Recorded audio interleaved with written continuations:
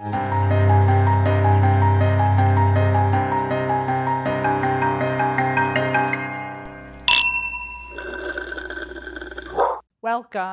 to our second episode. I'm ever. The second episode that I'm sitting with my hair like. You know how you guys like to listen backwards? We like to record backwards. And actually, we've tricked you. This is only episode 2. This is me in reverse. You know how when you play Led Zeppelin backwards and it's like demonic? Yeah. That's what that sounded like. If someone plays something, if they play us backwards, what do you think the track sounds like? We've literally had this conversation. I love lemon.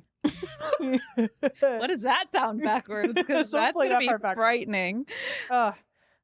Welcome. It is a nice smoky day in California. Our eyes are stinging, and I'm the unsub today. I'm wearing my Criminal Minds sweatshirt. I like your big hoops. Thank you. I've been watching a lot of Criminal Minds. I'm trying to get in character, you know. I like your ensemble today is different than what you're really? Usually rocking. It's only this headband. I guarantee you. I don't know what it is. The only thing I've changed. This is meant as a compliment. You're not going to take it that way, but I don't care. It's meant as a compliment. You look like classy trash. Oh, thanks. You look like what's the word that I'm thinking?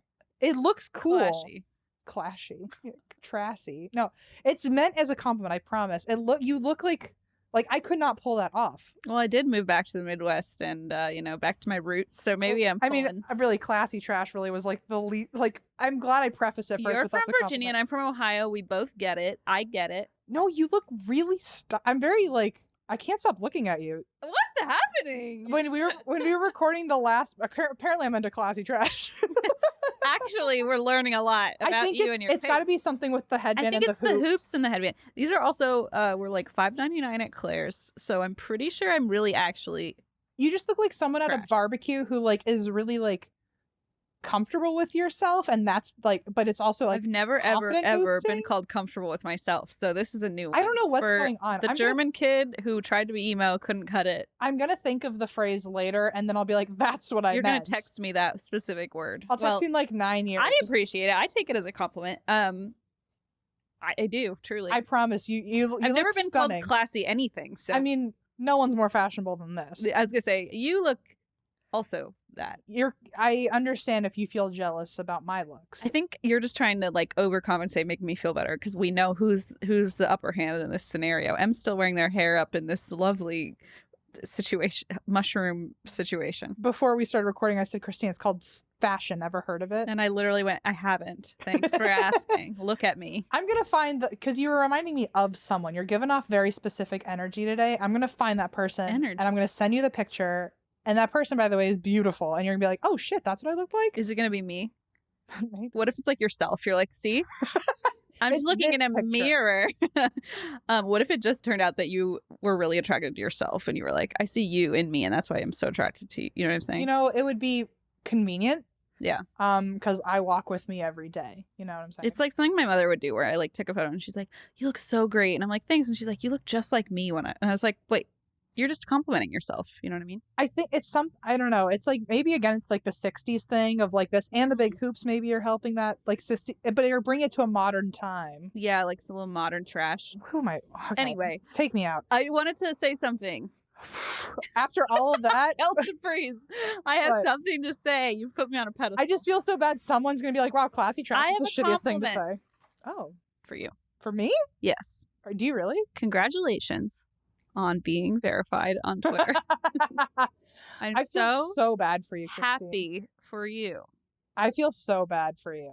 This is not a joke, folks. It's happened again. It's happened again. If you thought Christine's world couldn't come tumbling down any further, it has. I was kicked while I was down by the social media gods.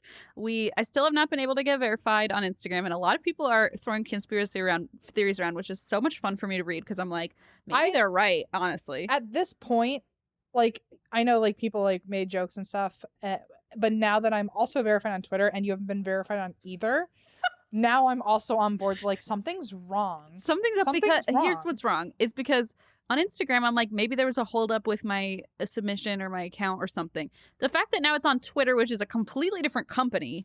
I don't even remember. And the podcast and you got verified the same day on Twitter. And you and I are both in the bio of the podcast. So you and I were both in there. And I just was like, and we have the same amount of followers. Like, there's no reason. You have to be blacklisted on something. Something, right? You have to like, be. either I fucked something up, which is entirely possible, but I don't know what. But also, like, here's the thing, like, and this is not going to make you feel any better, classy trash, but I didn't even ever once apply to verify. No, but that's what it is. Because remember we were talking about, I was saying, like, oh, they're reopening Twitter verification. Like, I couldn't figure out how to do it. No, like they're doing it on their end now for verified accounts. They're like, they did this for Wine and Crime, because remember Wine and Crime was like, we didn't submit, we just got verified, and all 3 hosts got verified when their podcast got verified, and I was like, great. So when you would think by association I would also be blacklisted then. You'd think, wouldn't you?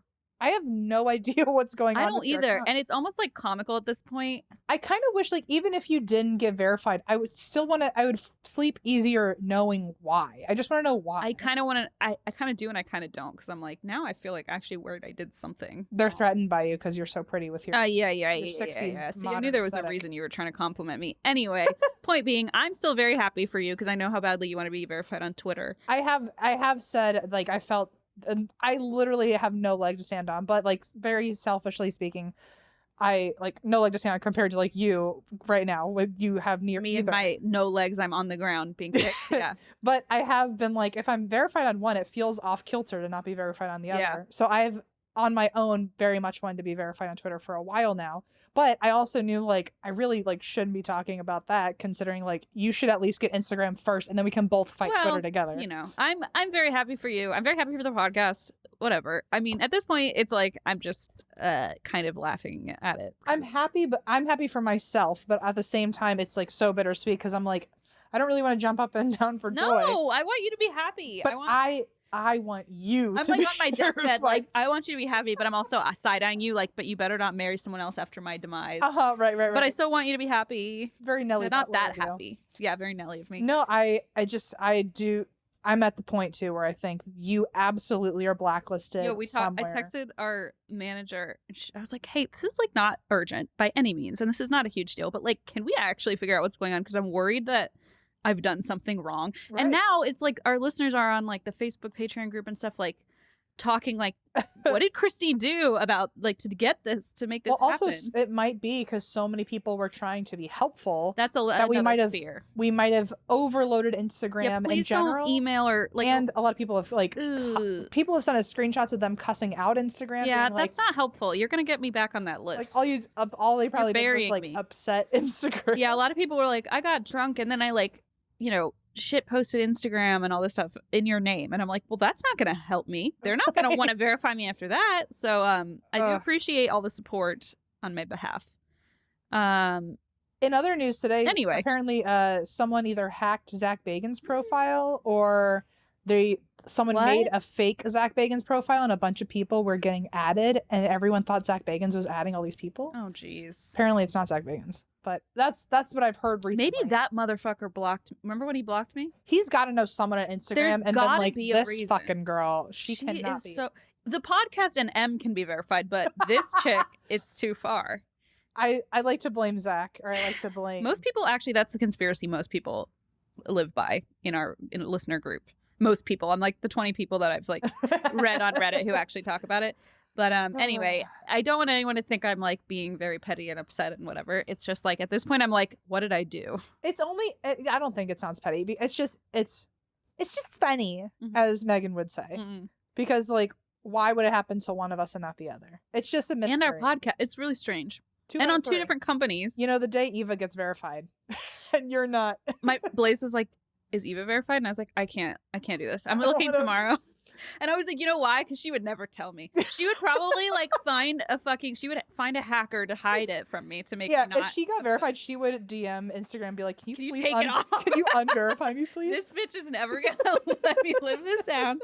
Oh my God. No, I mean, listen. And my brother was like, Christine, this is not a joke. I'm very serious. Like, what if Bishu Sandy and Zandy get? He was like, I could actually, he's like, used to be a funny joke. He's like, now I could legitimately be verified before you. And I'm like, Now that will upset me. I think if my brother gets verified and I'm like, I'm in 2 of these and they're both verified. Oh, no. Also, that being said, a lot of people, for whatever reason, are finding Beach Too Sandy now and not knowing that I'm the host and being like, she sounds just like you. Well, so, shocker. side note, I have another podcast. People don't seem to know that, called Beach Too Sandy, Water Too Wet. And since I'm not verified, I'm just going to plug that instead. So check that out because people keep DMing me now and going, this chick sounds just like you. And I'm like, interesting. You should go listen to that one episode with that other person who sounds just like me. That was Spooky Spots in Salem featuring the M. Schultz, who's verified, by the way, on Instagram. If you need, wow, you had a verified person on your double verified show. Yeah. I brag about it all the time. Wow. Anyway, congratulations to you. Thank you. That was my note. And I think that's all I had to say. You don't have any other notes? I think I have one that you're going to want to talk about. Oh, yeah? What is your Myers-Briggs? Oh, yeah. I finally took it again. And then I found an old thing and it matched. It was INFP.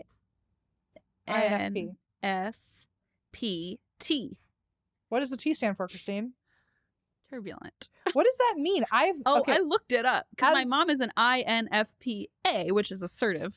And it means I feel like maybe the last time that I took Myers, I used to take them especially like in college when I was like surrounded by other psych students. Like our favorite thing was personality tests. I've taken Myers-Briggs probably a million times and never seen this like secondary A-T. I've only seen the 4. A lot. And then I did a poll on the close friends on it was just on Instagram and had people guess. And a lot of people guessed it right. And I was like, that's surprising. A lot of people didn't. And they were like, T, whatever, J. And I was like, literally the opposite of all of those, I guess. But yeah, the T stands for turbulent, which I guess means that I don't really have a grasp on reality, myself or my goals, which like, shocker. And my mom's is assertive, which is like, you're more, you don't care as much what other people think, I think is the I see. Total. And I want to find out what mine is. I want to find out what mine is. Take it again, man. You I have where to go. Now. And I took it on I think it was called 16personalitytraits.com or something. I don't know. So yeah. Anyway, so fun fact. That's me now. Maybe that's. I'm upset because I used to be ENFJ, which apparently is like the most rare one, and I was like, oh shit, like no, because everyone DM'd me and was like, I'm the most rare one, and I was like, you can't all be the most rare one. Well, in that case, then I don't feel too bad. ENFJ was the most common one. I don't know. I was ENFJ for a long time, and as I've gotten older, I keep getting INFP. That's what I am, right? Yeah. Oh, so now you're upset. Okay, ISFJ. Sorry, is the most popular. ISFJ. Huh. I don't think I'm any of those. You're introvert. Yeah. An F. And turbulent. Yeah. Wow, anyway. I'm a fucking mess. Anyway, so that's that. All right. Anyway. Okay, thank you for letting me talk about my personality test for a minute. Well, it was funny because we're both INFJ. INFP. Yeah. What's P stand for? Perceiving. Right. Versus judging.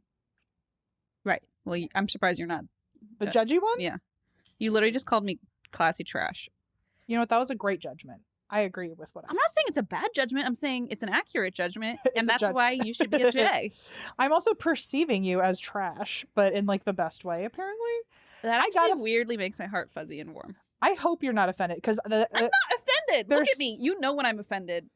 You can tell in my eyes when I'm offended. I need to find the picture of what I'm talking about, and then you're going to see it and be like, holy shit, that's a nice compliment. I'm literally too exhausted to even be offended that I'm not verified on anything. Like I'm just too INF whatever to be. You just look like someone I want to hang out with at the barbecue. That's what I'm saying. It's literally, I've never received a nicer compliment than that. So I promise you, I'm taking it very, very well. Well, okay, so let's get into this story. Let's go to a barbecue. Oh shit, I thought we were going to the barbecue. All right, fine. Hold on to that because I'm going to get back to it, and the answer is always yes. Great. Christine, I know nobody can see your paws or your feet right now, but I have a hunch that you're wearing something pretty nifty on your bottom paws. Even when I'm dressed as a fox, if this is probably going to come out before that episode, but I'm always dressed as a fox and I'm always wearing Rothy's. That's all you need to know about me. Hi, I'm Christine. I'm Christine the fox. I wear Rothy's. And that's all you need to know. So, folks, I want you to also take your first steps into fall with comfortable, washable products from our friends, Rothy's. Rothy's come in an ever-changing array of colors, prints, and patterns. They're available in a range of styles, and Rothy's shoes are seamlessly knit with thread made from Christine's favorite part of this, plastic water bottles. So they're ultra comfortable as soon as you slip them on, and they have a 0 break-in period. So that's pretty fun, too. True. I actually have multiple pairs. I mean, that's not shocking to anybody, but I have multiple pairs. I have some that are the points, and then I have some, and Eva has those too in a different pattern. And then I have some that are like the sneaker, the loafer style. They're all just really cute. And honestly, they're the most comfortable shoes ever. And by the way, they've kept over 60 million single-use plastic bottles out of landfills, which is incredible. And they're machine washable. What more do you want here, folks? They're machine washable. I love every time you say it, that they're machine washable, because you say it like it's the first time you've ever gotten to say it. Like it's so exciting. Every time it's like could be the 3,000th time and you're like, they're machine washable. Anyway, check out all the amazing shoes and bags also available right now at rothys.com/drink. That's rothys.com, rothys.com/drink. Style and sustainability meet to create your new favorites. As we slowly adjust to a new normal, we still need to be smart about how we do our business, and luckily there's stamps.com to make things easier. That's right. So thousands of small business owners have discovered the benefits of stamps.com in recent months. We've discovered them longer than recent months, thankfully, because we've needed them for much more than recent months. Recent years, it might be. Recent years, exactly. But in the recent months, it's become much more helpful, especially without, you don't want to go to the post office. So you have stamps.com to help you with your mailing and shipping needs. So stamps.com basically brings all the mailing and shipping services right to your computer in the comfort of your home or office. So whether you're a small business sending invoices, an online seller shipping out products, or just working from home and need to mail stuff, which is usually what happens to me, stamps.com can handle it all with ease. You simply use your computer to print official U.S. postage 24/7 for any letter, any package, any class of mail, anywhere you want to send it. And once your mail is ready, you just leave it for your mail carrier or schedule a pickup or drop it in a mailbox. It's super simple and also socially distant, to be fair. It is. Like literally on the stamps.com, you can select set a pickup for the mail carrier and they'll just come get it. I mean, it's really the simplest possible way to mail stuff. You also, with stamps.com, get great discounts. You get 5 cents off every stamp and up to 62% off USPS and UPS shipping rates, which I think is incredible. Right now, our listeners get a special offer that includes a 4-week trial plus free postage and a digital scale without any long-term commitment. Just go to stamps.com, click on the microphone at the top of the homepage, and type in drink. That's stamps.com. Enter drink. Last episode, I covered Nellie Butler, the apparently first ghost in America. See, she wants you to believe that, Nellie, and she's kind of full of it. She's like the mongoose all over I feel again. like she wrote the notes because, first of all, she wrote your notes. Yeah, Nellie was from the 18th century. But we've had ghosts in America for also, another couple hundred years before America that. has there were people here since the 1600s at least before Nellie and her European friends. Yeah, exactly. Let's not and I'm just talking about the European settlers like an asshole. But I guess what you're saying more. Since America was colonized is not apparently even the word we're supposed to use now. Oh really? Yeah. Now I don't want to say it because I'm gonna. No. This is good education. But apparently that's not. There's new phrasing. I forget. Oh, I saved it on Instagram so I could read it later. No, wow. Okay, good to know. We'll have to look that up. But yes. There's hundreds of spirits before this one, but apparently she's the first documented one in America, and she's probably not even real. She'll have us believe a lot of things. This Nellie. I think you and I confirmed for ourselves at least. She's probably a hoax. I think you and I could pull off this exact haunting. I can certainly in our apartment talk in a cellar. Like she did. You and I certainly do talk in a lot of cellars. Yeah. Okay, so this is New England. Instead of this being America's first ghost, this is New England's last vampire. Whoa. What does it mean? Okay. What's the record scratch sound? Wiki, wiki. Something like that. I can't do the scratch sound. Can we just go to the barbecue? Okay, I'm sorry. So last vampire where? The New England's last vampire. Okay, got it. Didn't know there was one to begin with, but apparently there were enough that this is the last one. Got it. So, bringing up the rear. Her name is Mercy Lena Brown. It's a lady vampire. Lady vampire. A lady vamp. And this is Mercy Lena Brown. Okay. So this is in Exeter, Rhode Island. And which according to the Exeter Historical Association the town is described as rocks, rocks, and more rocks. Oh no! By the Historical Society? Oh my god, I love when people can own their own classy trash, you know? Just own it. Just live it, be it, absorb it. Okay, so in the 19th century, Exeter was dealing with a lot of bad luck, and the town was very quickly declining. They lost 1,000 people right after the Civil War because with the invention of railroads, a lot of people left for industrial jobs. Okay, makes sense. And so instead of all their careers in rocks that they were having, there were too many rock people. A lot of rocks. So one guy there, he was a farmer named George Brown, and he had a wife, Mary Elizabeth, and they lived in Exeter and with their 3 kids. So George and Mary, not Mary Elizabeth, sorry, Mary Eliza. I just added the second. Sometimes you got out of Beth. It's okay. Have you ever thought of how many nicknames come out of the word Elizabeth? I actually have. Because Elizabeth, Liz, Lizzie, Eliza, Beth, Betty, Libby, Ellie. You could literally have all 8 children named Elizabeth. And we they'd spent all have too much different time names. together. Yeah. And I will, by the way. Oh, well. That's what name I do. Thank God. Someone ought to. I mean, maybe I'll have 2 sets of quadruplets. That's easier, right? That's definitely easier biologically. So oh my God. Also, I'm trying to think what's a name with even more nicknames than Elizabeth. I think Elizabeth takes. I think that might win. Yeah. I have actually thought about that. Maybe Charles, because you got Chuck, Chip, Charlie, Chaz. Chaz, is that Chaz is short for Charles. And you know what's wild though? Charles might take the hit because it's one syllable of a name. Right. And Elizabeth has so many. Yeah. With Elizabeth, you got a lot to play with. Charles, you really have to stretch it. You got to chip it. Anyway, if you've got a name longer than Elizabeth that gets the award, let us know. Yeah. Okay. So George and Mary Eliza had 3 kids. Their names were Mary Olive, Mercy Lena, and Edwin. Okay. So I know I said earlier Eliza. So it's Mary Eliza.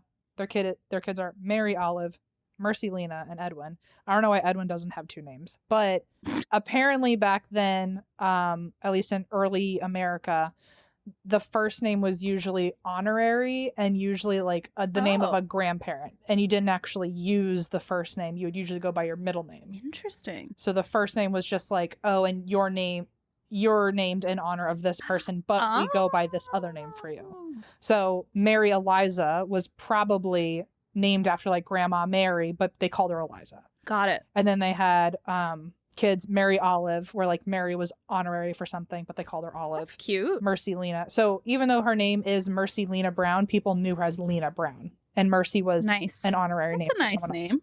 Yeah. And then fucking Edwin. So Edwin is just named after nobody. And then Big Ed. And so in 1883, there was Mary Eliza was 37 years old, and she contracted and soon died of my favorite, consumption. So if you don't know what consumption is, it is tuberculosis. This is episode 2, so you might not know yet. If you're playing this backwards, consumption's my favorite truly because I didn't know it was tuberculosis. Oh, I think that was literally episode 2. Was it? Yeah, because it was a clothesline cookies. I think that was episode 2. Uh-huh. Because you were like, oh, it's eating too much cake. I was like, I also have consumption. I'm so hungry right now. And I kind of just stared at you for 8 seconds while I drank one. Like a dumbass. Okay. So consumption. So fun fact, tuberculosis. I didn't think we could have more fun facts about it, but here we go. It was actually coined in the 1830s from the Latin word tuberculum, which means small swelling bump or pimple. Uh-oh. So now next time you have a zit, you actually have a tuberculum. Bummer. Bummer. Tuberculum? Nope. Okay. I'm going to let you have that one. Okay, so that's the fun fact about tuberculosis. Another fun fact about consumption is that phrase was coined from ancient Greek and the word phthisis, which meant to consume the life out of someone. Ooh. So that's where consumption comes from. Dementor of them. Yes. Yikes. So also, if you're reading Harry Potter, the Dementors probably have consumption, or they're at least going to throw consumption your way. They're going to infect you with some pimples. Play with it however you want. Yeah. So consumption wasn't the only plague in New England, because there was also a plague of vampires, apparently. Named the Cullens. No, I'm kidding. But from 1870 to 1900, New England was known, fun fact again, as the Transylvania of North America. Yeah. I didn't know this. I didn't either. I'm just making it up. I'm like, yeah. I was like, damn, you are smart. No, okay. I'm certainly not. But yeah, apparently for 30 years. A really wild. The Transylvania of North America, because of its hotbed of vampires. And rocks. So. Well, that's quite a what is the personality they've got. Got vampires and rocks. What more can you need, really? I'm trying to think of a fun pun that involves bats and rocks. Nope. Someone's gonna tweet us, and I'm gonna hit my head against a wall with a bat or a rock. Wait a minute. Okay, so what? The belief in vampires goes back to Babylonian times. And they were spirits or demons who weren't buried properly, and therefore they come back from the dead and try to suck the life from mortals to come back to life fully. Sure. And in 2004, it's at least since then, it's still been like a belief in some families. In 2004, there was one family who exhumed a body of a relative, cut out his heart with a pitchfork and burned it, because they apparently their family member who died, right before he died, he had drank their blood. And after he died, all of them were sick. So they thought like, oh, he'd become a vampire and like remotely was like killing us slowly. And that's why we were getting sick. Maybe it's because he drank all your blood. What? I don't know. I don't know the rest of that story. I should have looked it up, but that's something fun for you to Google. How? Okay. It was they were a Romanian family in 2004. Maybe they were involved. I mean, they must have then been involved if he got all of their blood. Like, did he? I don't even know how much of each of their blood, or if it was just one of their blood, or did they voluntarily give their blood? That's what I'm thinking. Like, there's a lot of things I should have. There's a lot of moving parts here, and I chose not to. So, allegedly because he drank their blood. So, in 1784 was the first American scare, because there was a letter to the editor in one of the local papers in Connecticut where Councilman Moses Holmes warned people of a doctor who was urging people to dig up and burn relatives to stop consumption. And the thought was because they were trying to come back to life remotely. Oh. You don't have to be in the spreading same spaces. The illness. Yeah, or like sucking your life. Oh, right. So if you burn them and get rid of them, then no matter where in the world they are, they can't suck the life away from you, so you also die of consumption. So there was this weird... But then also you're digging up dead bodies that had been infected with consumption, so you're probably just like bringing the illness back. Probably so. This is a lot. It's a lot. Yeah. But yeah, so there is a... I'm trying to think of the word. There was an overlap, I guess, in the world at that time, or at least in New England at that time, where consumption and vampires meant the same thing. So, like, if you had consumption, a vampire might have been the cause of it.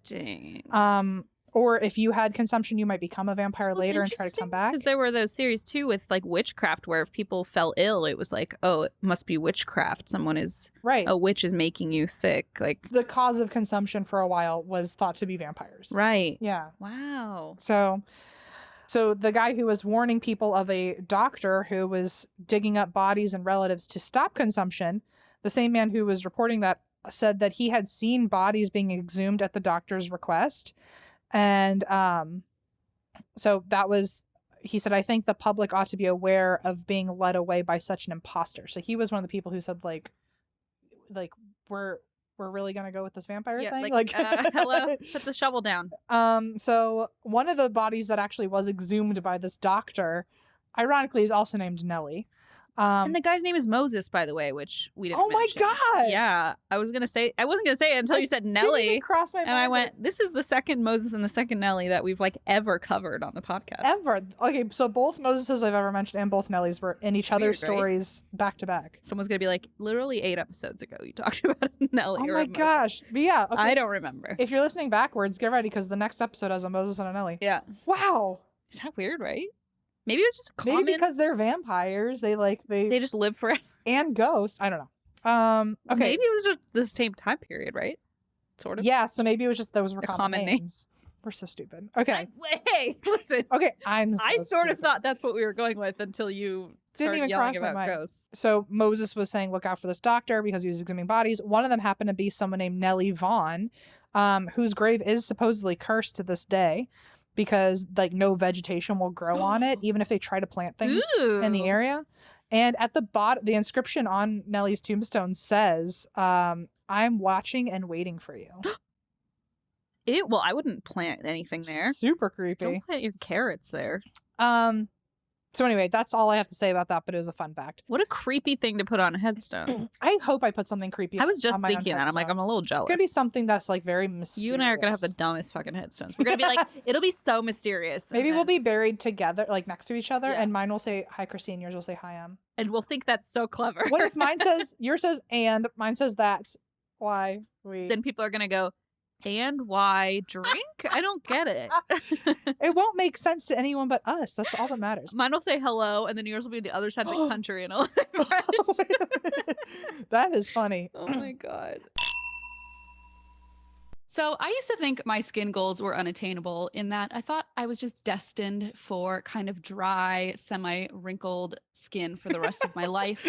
Thank God I found Curology, and actually, more accurately, they found me, and I'm so thankful that they did. So whether you're trying to take control of acne or if acne is no longer your top concern, if you have fine lines, dark spots, occasional breakouts, or clogged pores, which I definitely have. All of the above? All of the above. Listen, it happens to us. Curology will customize a prescription formula with 3 active ingredients picked for you to tackle your skincare needs. To get your treatment plan, start by answering questions online about your skin and sending in a couple selfies to Curology. You know we love a good quiz, especially Christine. Plus, this one includes selfies, and it's your before pictures, trust me. But but next, Curology matches you with a licensed dermatology provider who gets to know your skin, and if it's a good fit, you'll get a customized prescription cream to address your skin and fine lines, dark spots, etc. Whatever issues you would like to focus on, they can help you with that. So exactly. So whether you're suffering from acne or you're just finally trying to tackle your skin goals, Curology will help you out. So Curology then sets you up with a personalized treatment plan and ships your custom formula right to your door. I got it pretty quickly. I was very excited when it showed up on my doorstep. And my dermatology provider was great to message with, and she was extremely helpful in, describing or asking what I was looking for and really helping me find like a custom formula for my skin. So I'm really thankful for it. I don't know if you can tell, but I think it's working. Hey, you look glowing. Thank you.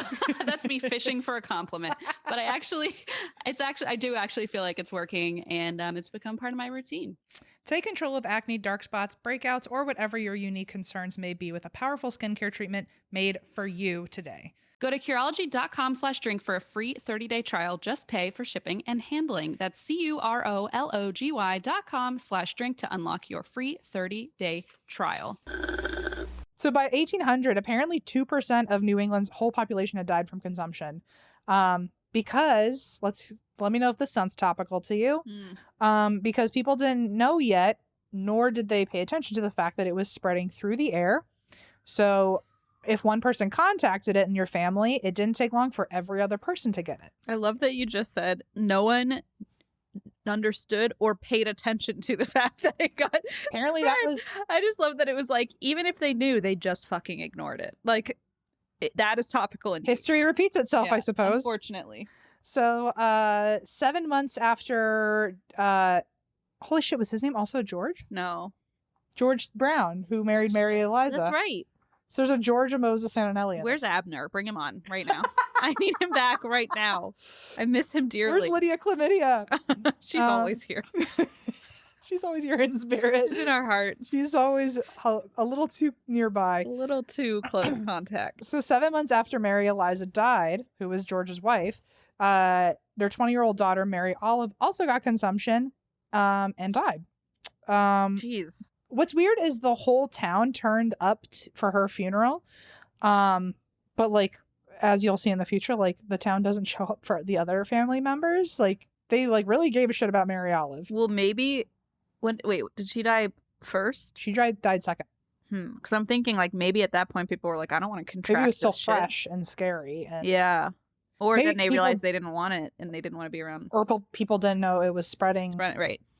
And then by the time others died, they were like, we're not leaving our house. Right. As you shouldn't.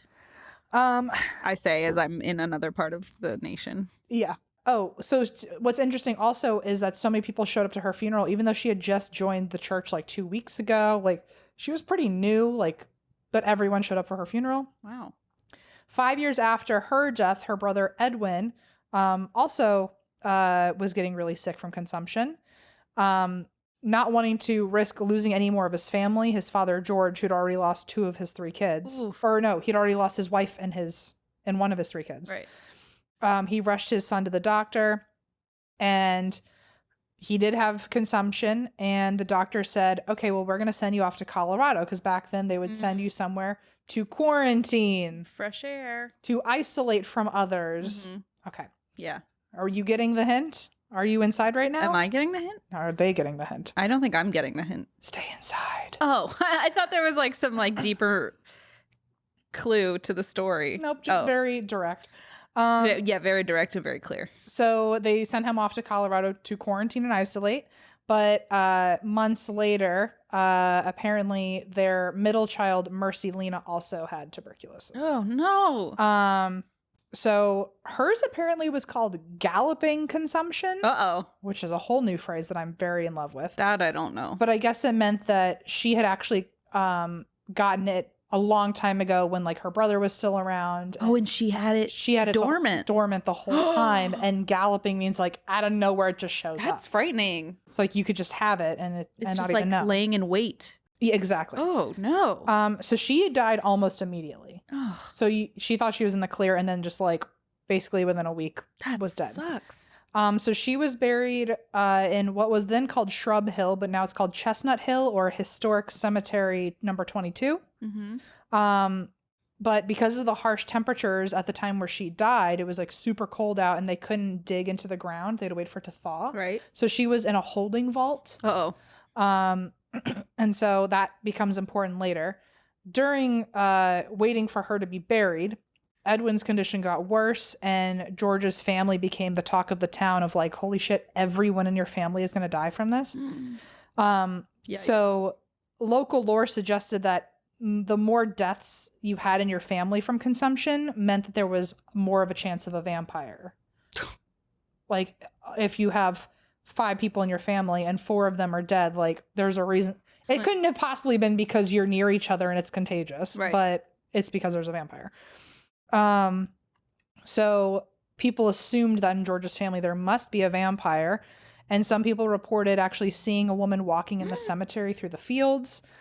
And so as Edwin got worse, he was also saying that he felt like someone was sitting on his chest and suffocating him. Oh, no. So even if it was a ghost, they're like, no, it's not a ghost, it's a vampire. Even if it was a ghost, or like you just have tuberculosis. Or you just have tuberculosis. Sure.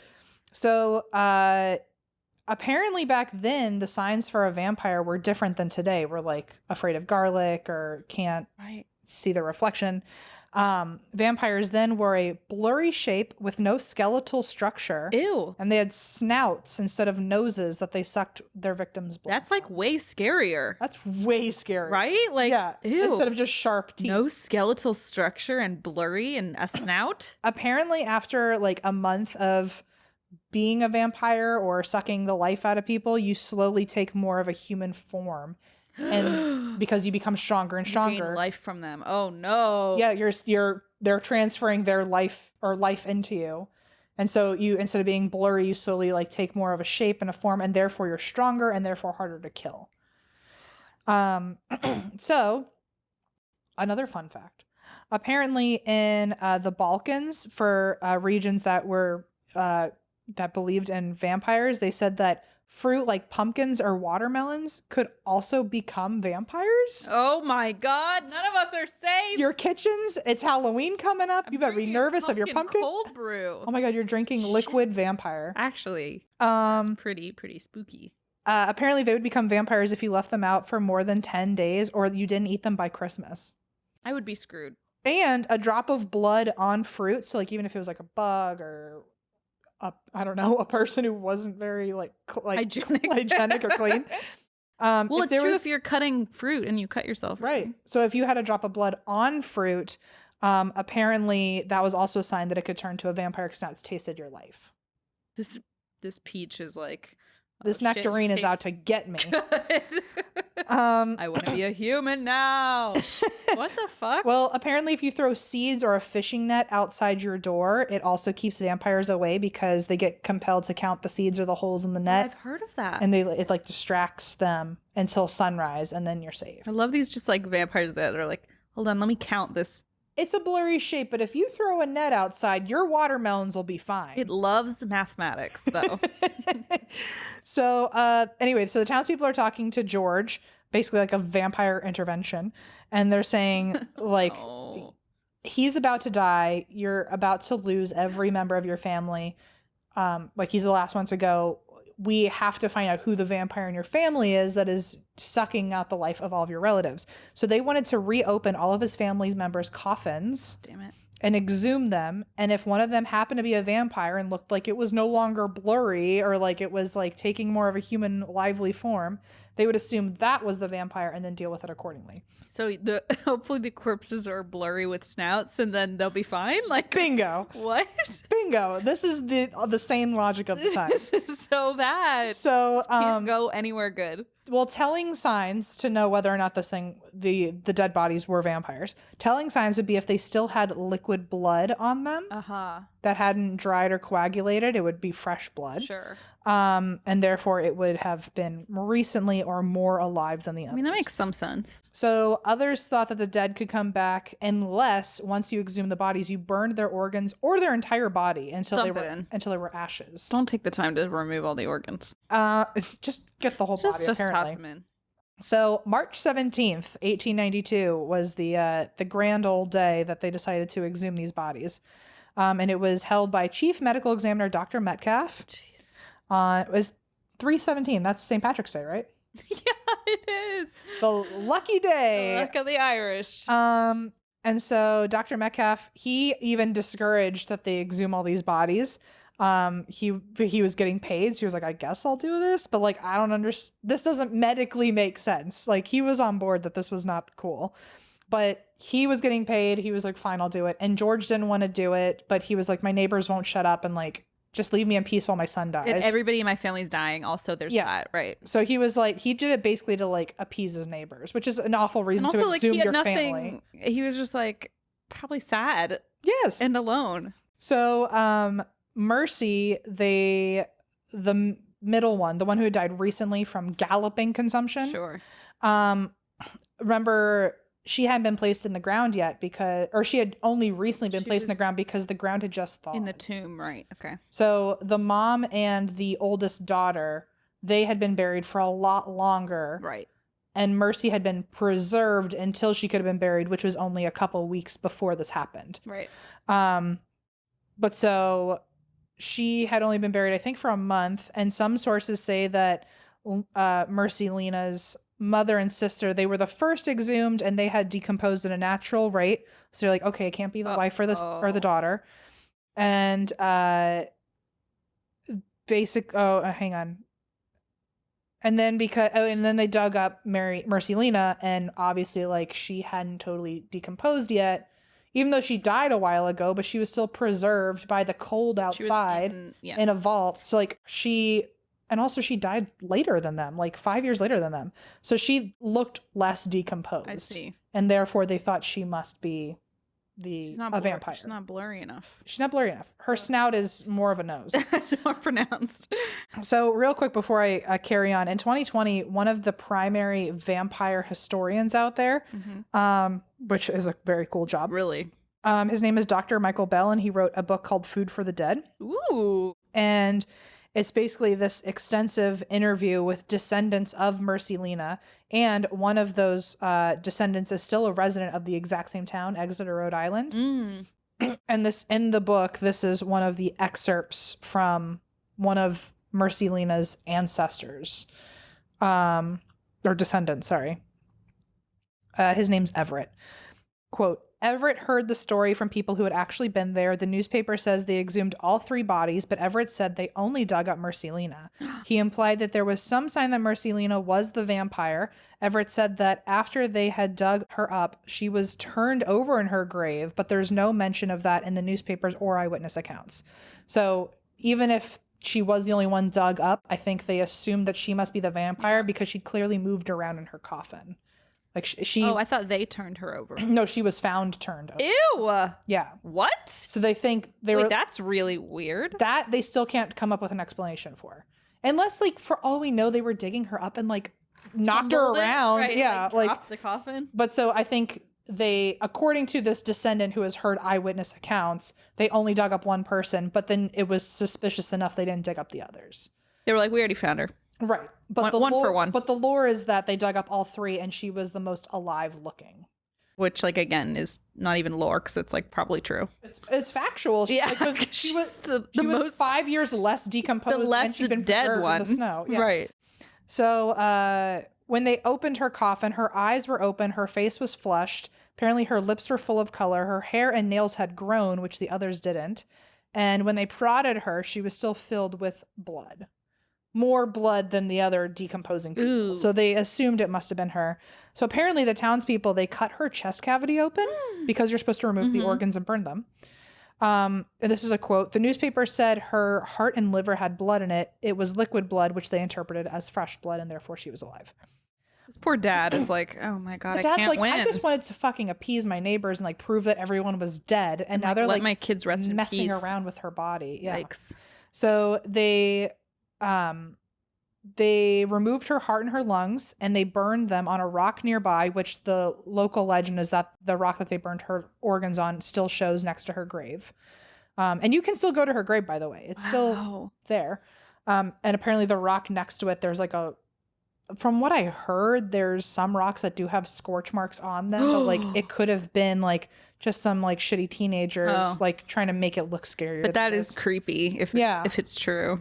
But so they burned them on a rock nearby. Others apparently beheaded her. Oh, goodness. And yeah, remember like the dad did this to just satisfy the neighbors. Yeah. And now they're beheading his kid. That's horrifying. And to cure Edwin, because he was still alive. Oh, God. He's like, no.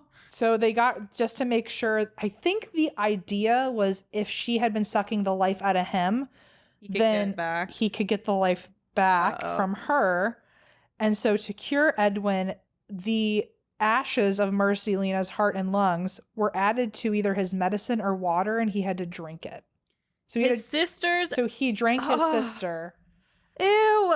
And then died anyway 2 months later. Oh no. So he was the last to die from consumption in the town. And therefore they thought that they cured vampirism. He was just like because he was the last martyr for this cause. Oh my God. So they think because he was the last one to die from it, no more vampires were killing people because vampire equals consumption. If no one has consumption, there are no more vampires. So they think they stopped it by killing Mary Lena again. Right. So anyway, this made the town think that they solved the problem, and there was never another case of vampires in Rhode Island. But Lena was put in a vault before being buried, and so she was probably just better preserved. It had nothing to do with the fact that she was a fucking vampire. But no one to this day can explain why her body was positioned the way it was when they found it. Ugh. Although there are no records suggesting that maybe they just knocked her over. Right. Her grave also wasn't that not even in the newspaper? Like it was just like There's the guy said it was just eyewitness. There's minimal accounts of this, so who knows what happened. Right. So Mercy Lena Brown's grave has now attracted many visitors that are especially interested in vampires or spooky things, like everyone that listens to this show. One visitor apparently was the stage manager for a theater company called Bram Stoker. Bram Stoker's the guy who wrote Dracula.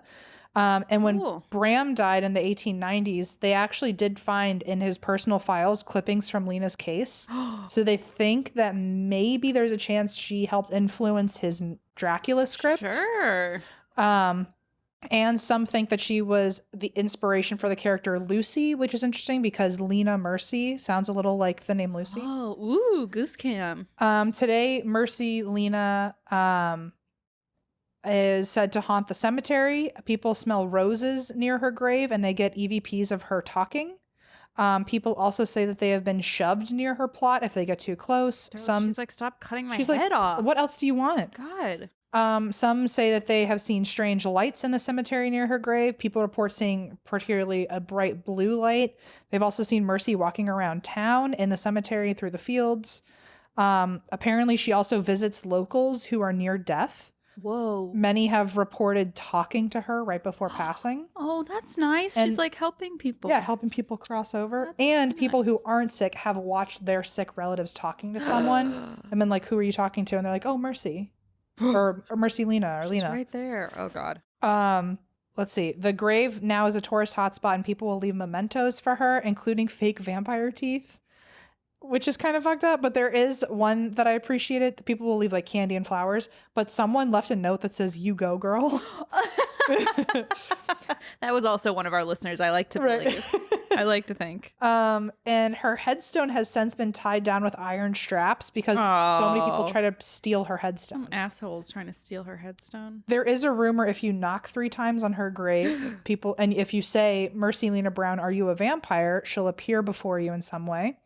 And her surviving relatives reportedly save any local newspaper clippings and a family scrapbook for her. Aww. And I don't know if this is true, but according to some travel sites, there is a Tupperware container next to her headstone that has a communal notebook for you to sign when you go there if you want to say something to her. Wow.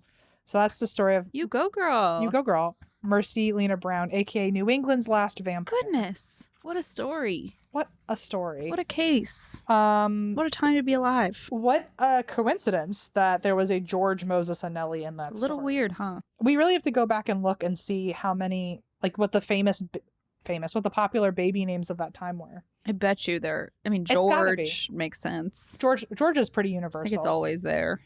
I wonder what names of today are going to be like, now that they've been created as baby names, are going to be like universal for the rest of time. I could probably give you a whole list. I'm not going to do that because I'm going to offend somebody. So I'm just going to leave it at that. The name is M. Schultz. Hopefully this becomes the classy, a universal trashiest name of all time. No, that one's Christine. Oh, right, my bad. Yeah. Which Mix literally them together and you get Kremet. That's classy trash. Wait, hold on. That's classy Put trash. that in a Tupperware notebook. Wait a minute. I need to save that forever. I have a tale for you. And for you. Tall tale. It's a tall tale. Oh, a tall tale. Or is it just a tall tale? It's actually just a tale. Oh, it's a pretty short tale. So a short it's tail. actually not short at all. So a medium tail. Medium. Okay, average tail. Average tail. This is the story of Juana Barraza. Juana Barraza. That's a fun name. The old lady killer. That's a fun name. Also. Mexico City. Again, this is also, not again, because it's the first time I'm saying it, but You know the type. You know what I'm thinking. There are a lot of names here that I'm going to attempt to say out loud, and I apologize for that. Oh, are they going to be hard to pronounce? This takes place in Mexico. Okay. Let's just put it that way. So right now we've got Juana Barraza. Yeah. Okay. So Mexico City, it's 2005. Mexican police are faced with an alarming slew of murders. Uh-oh. It was thought that since November 2002, 39 people had died at the hands of a cruel serial killer. Oh, no. Yeah. With the same MO. He would strangle his victims, but more interestingly, his victims were all the same demographic. They were all older women, most of whom were abuelas, or grandmothers. Aww. Yeah. So the media named him, oh boy, here we go, El Mataviejitas. Mataviejitas. Okay. The old lady killer. That's how I'm going to remember it. El Mataviajitas. Old lady. It's my attempt at it. The problem was they were having trouble catching the guy. So I listened to an MFM episode on this, and apparently they even hired older women to bait him. Like they would hire older women, not people dressed as older women, like older women to sit in the park and I don't know about play that. victim. Right. At least have young people that can run dressed as older women. Yeah. Don't pick people with bad hips and knees. It's really not a nice idea. But it didn't work. So they weren't able to catch him. Even the chief prosecutor in Mexico City at the time was quoted as saying, "We're dealing with a brilliant mind." Did you just say the cute prosecutor? Chief prosecutor. Oh my God. I thought you were like, and even the cute prosecutor couldn't do anything about it. Super hot. He's hot, and that's about all of the good qualities. He's super hot, though. I was like, okay, Christine, maybe there's a picture coming. Super trashy, super classy. Chief prosecutor is super cute. Was quoted as saying, "We're dealing with a brilliant mind." So the murder streak was finally... Sorry, that made me think of basically what I said to you after the Space Camp video. Which is what? We're dealing with a brilliant mind here. A brilliant lunatic. We're dealing with a brilliant lunatic. Emphasis on the lunatic part. So the serial killer's murder streak was finally halted when on January 25th, 2006, a landlord spotted someone running from his tenant's home. When he entered, he found his tenant, Ana Maria de los Reyes Alfaro, murdered. So as the serial killer fled the scene, the landlord chased him until police arrived and apprehended him. That's a landlord. Yeah. That's a good landlord. To be fair, a couple sources said it was a tenant of hers. Some said it was the landlord. So it's unclear, like... If it was the landlord? If it was anybody. I want that one, not the one that gives me cockroaches. Yeah. You need to trade out, I think. Yeah, I want the one who's going to chase my If you're going to get murdered, like, you might as well. Sure. So he chased down this serial killer until the police came to apprehend him. But when they cuffed him, they were shocked to discover that the serial killer was not the man they expected. In fact, it was not a man at all. It was a woman. Oh, no. Was it an old lady? Was she just killing her own kind? No. Okay. It was 48-year-old Juana Barraza. Okay. A woman. The name you already said. Got it. Yeah. I was hoping you wouldn't notice. Nope, didn't. According to an NYU paper, when Barraza was arrested, the only thing she asked for was a phone call so she could let her daughter know she wasn't going to be able to pick her up from school that day. That's sad, but also you're a killer. Yeah. That's kind of the entire story of this. Part of me wanted to go, aw. That's kind of the entire story. Right. Actually. So Juana was born December 27th, 1957 in the Hidalgo region of Mexico. She was born to Justa Samperio, who was a sex worker who struggled with alcoholism and had Juana at a young age. Justa, I don't know if that's how you say it, but I'm going to try. Justa. Justa? That makes me think of usta, which apparently means lips, according to a VeggieTales song. Justa. I don't know. That's as far as I get when it comes to knowledge. I'm sure it's not Justa, so I'm just going to try. According to True Crime All the Time, she was willing to do anything to get her next fix. And that comes into play with her parenting. Got it. Juana's father is a guy named Trinidad Barraza, and he was a police officer and cattle rancher who was apparently known for raising goats and procreating. Sure. In fact, in an interview, Trinidad claims to have fathered 32 children. So it was not fucking around. 32 children? Mm-hmm. Duggars. Okay. Duggars. Say it. Juana's parents weren't married at the time and had met at a nightclub when Justa was only 13. And she was living with her mother and her mother's stepfather. Hang on. Sorry. She had not fathered anyone. She had parented. She had birthed Juana when she was very young. And then Trinidad, the dad, just kind of pieced. Like he had 31 other children running around. I have some other things I have need some to attend goats and some kids. Oh, get it? Kids and goats. Both kids. Kids and kids. He had kids and kids to attend to. So he kind of pieced out. He wasn't like part of the picture. And so then Juana was raised. She was living with her mother and her mother's stepfather. Her mother's stepfather prevented Juana from receiving an education because he believed it was a waste of time for a girl to be educated. And then, of course, Juana's mother started a relationship with her own stepfather. So that's great. And in general, she was not a great mother. And by not great, I mean terrible. She would often abuse her. She would trade her for beer and alcohol and etc. Gotcha. To grown men. At one point in 1970, when Juana was 13, Justa sold Juana to a 60-something-year-old man called Jose Lucho for 3 beers. Holy shit. For good. Like, for good. Sent her off with Sayonara. this guy for 3 beers. Yep. Wow. So, tragically, Juana, quote, lived as a slave in this man's house for 5 years. She was 13, so from 13 to 18. So, can I guess now that all of her her killings were a revenge? Ding, ding, ding. Trying to, get it back at her mother. Ding, ding, ding. Yes, exactly. So Jose raped Juana regularly, would tie her up to a bed frame. She became pregnant by him twice and lost both pregnancies. At age 16, she became pregnant with his son, and 9 months later gave birth to him. His name was Jose Enrique, and that was her oldest child. It was around 1980. Juana was 23 years old when her mother died of cirrhosis of the liver. Apparently, she felt nothing about her mother's passing. Why which, not? At this point, not shocking. So this was liberating enough for Juana to pack up her things and leave Jose with her son, Jose Enrique. And she didn't have an education, was illiterate, but she took whatever jobs she could find to try and feed her kid. After 2 serious and abusive relationships that ended badly, she married a man named Miguel Garcia. He was also abusive, but she stayed with him for 4 years, and they had a child named Erica.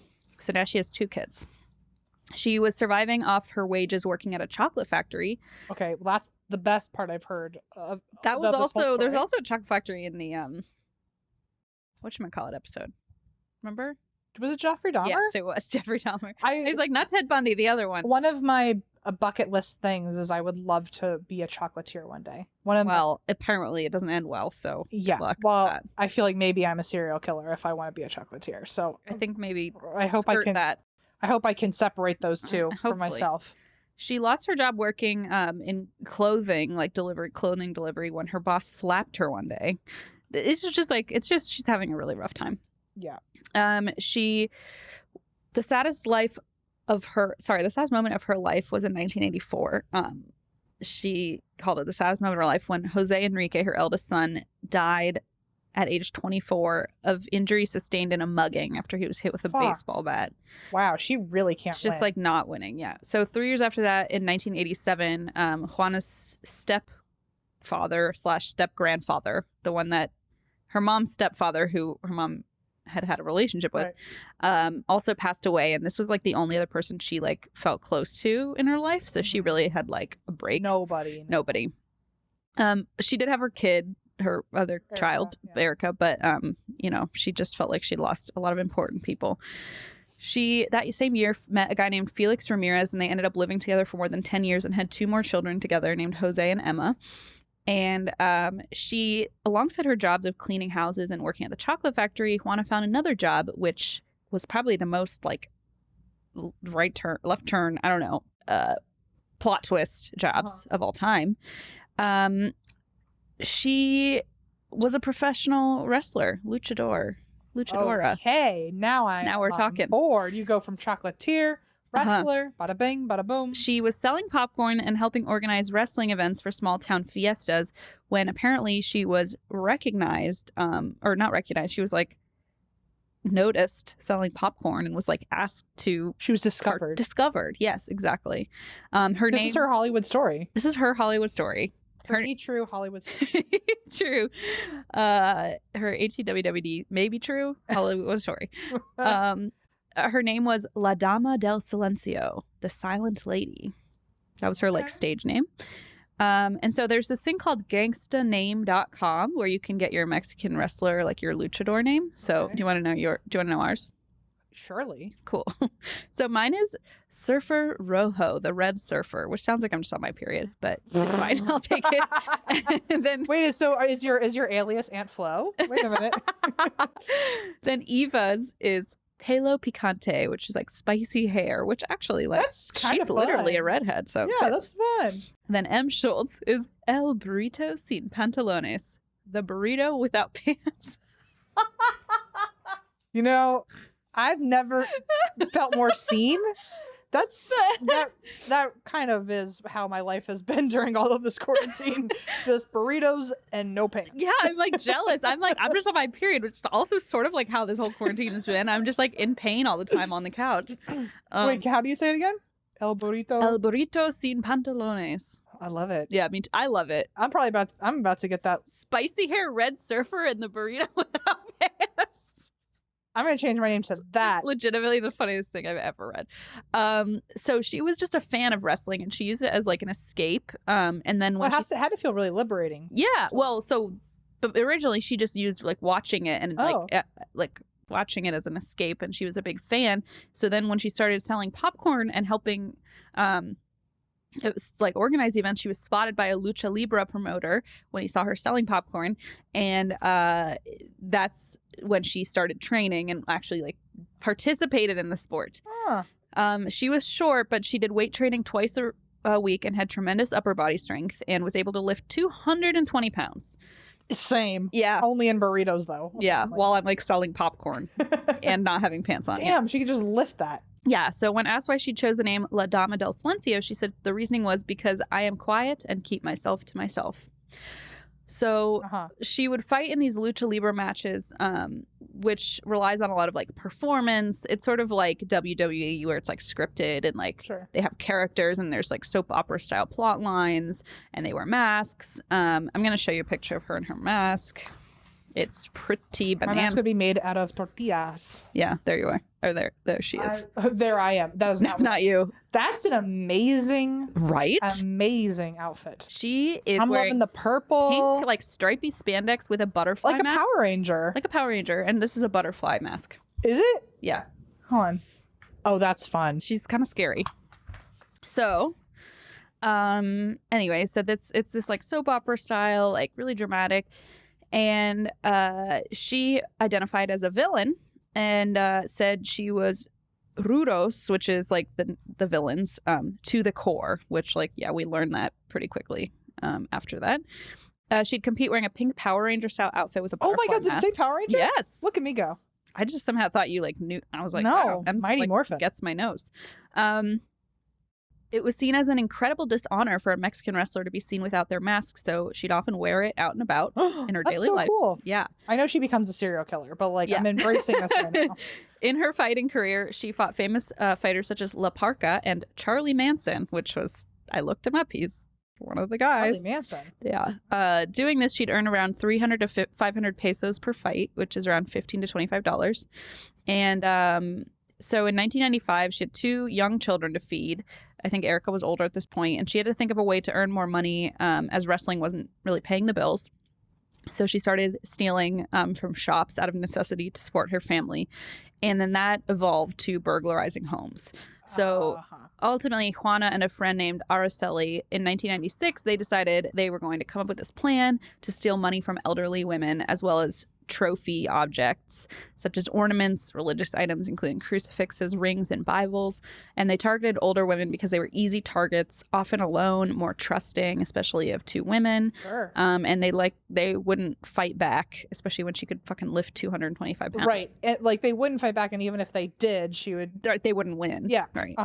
So they would both dress up in white clothes and pretend to be either nurses or social workers and would come and like offer help to these older women. And one of them would keep the elderly woman occupied while the other would steal the objects. And they wouldn't even realize what had happened until long after the 2 of them had left. I see. So at this point, Juana was like burglarizing people by day and a wrestler by night. Just a wild storyline. What a story. Right? I really wish I didn't have to hate her. Because so far... That's what I'm saying. The whole thing is like, you're so far I really like you feel pity everything that she's had to go through. And then like what, like an underdog story of like, this great career. It really goes south.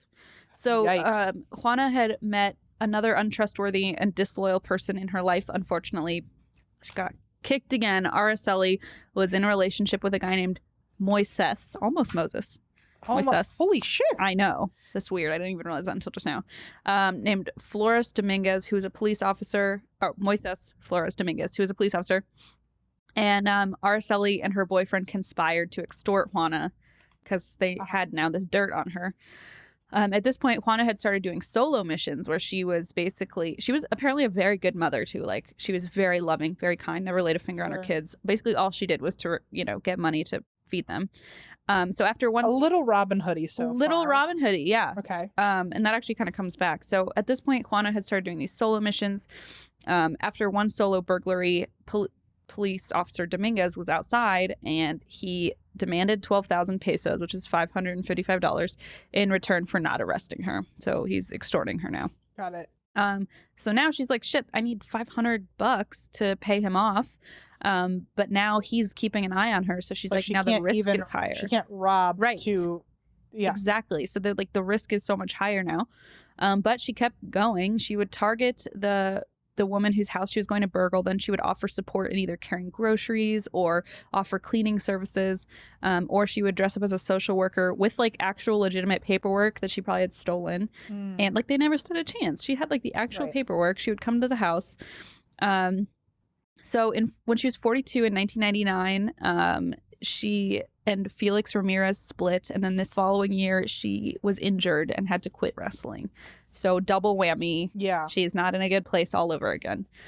So everything kind of culminated when on November 25th, 2002, when after intending to burgle a house, she strangled Maria de la Luz Gonzalez, an older woman, to death.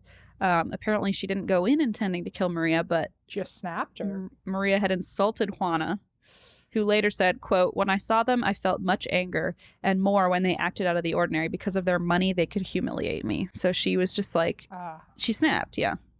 The event like obviously shook her because she probably never planned to kill anyone. Yeah, it wasn't the plan at all. But then once she did, basically 4 months later, she's like, I'm going to keep doing that. It was like once I'm assuming like here, but once she hit that high, she like... She's like the she's like the peach. She's like the pumpkin that tasted human blood, and now she's just coming out of the ground just a watermelon to eat us all. You know, that's what I was thinking. So March 2nd, 2003, she murdered her second victim, Guillermina Leon Oropeza. She then went on to murder 7 other elderly women that year between the ages of 76 and 87. She went from 0 to 60 real quick. Yeah, actually 0 to 7, but yeah. Well, she gets to 60 though, don't worry. Oh my God, really? It's a lot. I don't think it's 60, but maybe. I don't. It's close. The fact that it's almost that amount. It's a lot. Still not good. It's over a dozen. Let's put it that way. Wow. So in 2003, she was spotted, and without her mask. She was spotted without her mask, and you're right. Police began to take things more seriously at this point. And believed there was actually a serial killer. So in one of these burglary instances, Juana had entered the house believing she was alone. However, her victim's son was in the house and he spotted her. Another little Justin. That's right. Yep. So they were able to I'm sure they did draw it, but they also created a bust, like a clay bust of her face. Okay. But remember, they think it's a guy at this point. Remember, they kept thinking they were looking for a dude. So they got fingerprints. Because how many, sorry, but like how many women can lift like 200 pounds? Right. And like, And there's a whole thing here where the Mexican, it gets bad. So from the son's description, police released a wanted poster and then a bust of El Maravillitas. And interestingly, the use of El, again, indicates that they thought it was a man. Sure. And to be more precise, according to a paper called Performing Mexicanidad, Criminality and Lucha Libre by Susana Vargas Cervantes, a man between 35 and 45 years old with homosexual preferences is who they thought. Because the son said that he was dressed as a nurse. And so they were like, oh, well, it's a man posing as a woman. Obviously. So he must be a homosexual, quote unquote. He must be a raging homosexual. Yes. So the police couldn't fathom that a woman could, do these crimes. But they knew that the killer was dressed as a female nurse. So the police had these sketches. One was feminine, one was masculine looking, and they believed it was a man wearing women's clothing to gain access to the victim's apartment. Other people came forward with vague descriptions, like saying he was tall, some saying he was wearing a red blouse. There were all these wild things they added. So she in 2004 alone, killed 14 more people. So, wow. At least one a month. Juana was building up her MO. Like, at this point, exactly what you said, the psychology is wild. Like, she's literally offering to help these older women who are all over 60. They range from 60 to 92. People who reminded her of her mother, and she believed they were a hindrance to society. And they really line up to kind of her mother's own persona. Like, she literally pictured them as her mother and was seeking revenge after her tumultuous upbringing. And there was like a strange coincidence that was sort of a red herring. 3 of her victims had the same painting. It was called Boy in a Red Waistcoat. And it was like this painting that they all had. So they were like, maybe it's somebody targeting this. The was artist it just a popular painting? Yeah. And Georgia, my favorite brother, said something like, they probably all like went to the same market and like all these old ladies like the same painting. You know, like it's they could have all had like the same style. Subscription to the same magazine. Yes, and it would have been the same thing. Exactly. And apparently also she tended to target like wealthier people. So it might have just been like they had these fancy paintings. They all had a baby grand piano. It's not, that's gotta be they it. They all had mother of pearl. They all had Teslas. They were just parking themselves when we got there. And she would then strangle them either with a stethoscope, pantyhose, stockings, phone cables, or scarves. Oh, so anything she could find. Anything she could find. In mid-2005, she started dating a taxi driver called Jose Herrera, but he was known as El Frijol, the Bean. I was going to say. These nicknames. I was like, I know that word. Frijoles. Since I am the burrito without a lot pants. of burritos. In April alone of 2005, she killed 4 people in 7 days. From the 13th to the 20th of April, killed... That was a busy week. 4 people. Wow, she must have been in a bad mood. So, total now is 35 people. Yeah, she's getting up there. Then, September 28th, 2005, police found the body of Carmen Camilla Gonzalez Miguel, who was 82 and extremely wealthy, and the mother of noted Mexican criminologist Luis Rafael Moreno Gonzalez. So now, wealthy mother of a criminologist, now the police are like, okay, we're actually going to launch an operation and figure this out. Finally, one of these grandmas mattered, I guess. Yeah. So this is when they started paying elderly women to act as bait in parks. They started... Was he like brothers with the cop who like probably knew how to be a hypnotist or something? Sheriff Thomas? Yeah. Now this is where things get really fucking dark. In October, I mean they already are, but in October of 2005, the police arrested 49 trans women who worked as sex workers, as they strongly believed this was the demographic of the killer. Because it was a man dressed as a woman, quote unquote. God forbid, first of all, that a man be a nurse. Let's God forbid. Yeah, first of all. Right. But yes, also this is like on its own fucked up. And they couldn't even like conceptualize the fact that this could have been a woman to begin with. Like, there just couldn't be. So during this time, she got away with one more murder on October 18th. And interestingly, a week before her next murder, she did a TV interview about wrestling. So she's still like in the wrestling world on TV. So was this like a celebrity scandal that I've just never heard of? Sort of. Because like if like The Rock did this, like he would never know. He would never. He's such a little gem. On October 25th, 2006, Juana was going about her normal business, strangling people. Yeah. As you do. As you do. According to Banderas News, she was targeting a woman named Ana Maria de los Reyes Alfaro, and she strangled her with a stethoscope, and that is when either the landlord or the tenant or whomever saw her leaving the apartment, chased her down. Police apprehended her. Now they knew who the guy, quote unquote, was. So she was picked up by a passing police patrol. She was carrying a stethoscope, a sphygmomanometer. Oh, those, I have 5 of those. Yeah, I know. In your burrito. You just wrapped up. In my pants, but they're in the other room. That's why you don't remember. Yeah. They measure blood pressure. Fun fact. Blaze, you listening? No. Okay. He was like, yeah, I knew that. He's like, I told you how to say that. I was going to say. She was also carrying pension forms, a social worker ID card. She was not a social worker. And the names and addresses of elderly women who received monthly relief checks. Once arrested, she yelled, "Yes, I did it." The police. Admit. Yeah. Well, yes, but she only admitted to that particular one. Interestingly enough. The police obtained a search warrant for her address, found newspaper clippings of all her crimes methodically stored, as well as trophies from her victims. They also found an altar in her home with figurines of the folk saint Jesus Malverde, who is often referred to as the angel of the poor and is sort of a Robin Hood type figure. I see. Interestingly enough.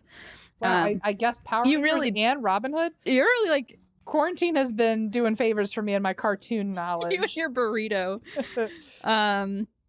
So also to Santa Muerte, who within Mexican folk Catholicism is a personification of death and is often looked up to. When walking up to her trial, a reporter asked how many elderly women she had killed, and she supposedly said, "This is the first," according to LA Times. So she was like, "I only did one." She was tried for 30 murders. She pled guilty to the one where she was caught saying, "I only killed one little old lady, not the others. It isn't right to pin the others on me." You can't possibly think it's me when I only have one murder. By the way, she looks just like the bust. Really? Yeah. I hope I have a photo of it. Let me see. It might have gotten covered up, but I'll show it to you afterward. We'll put it in the... Oh, no, here it is. Whoa. Isn't that creepy? That's oddly... It's like unsettling.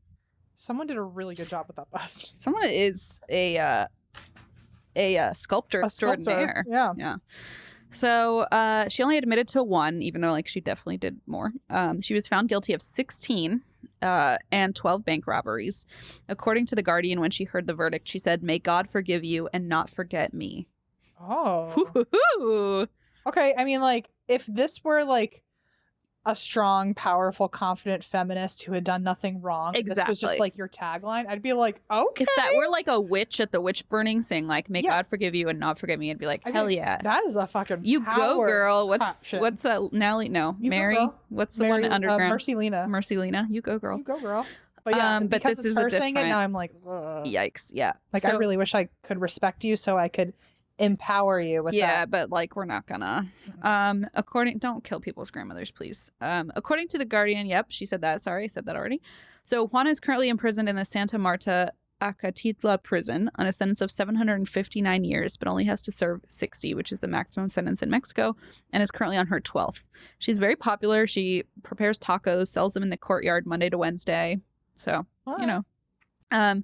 She also started courting was courted by another inmate named Miguel Angel, who courted her through letters, and they began a relationship over writing, and slowly she fell for the guy. And in 2015, 58-year-old Juana wed 74-year-old inmate Miguel, who was being held for murder. They had never set eyes on each other before the wedding. They'd only written love letters to each other. Love is blind. Love is blind. It's like the original. Oh my gosh. But their ceremony included food, music, and cake provided by prison officials.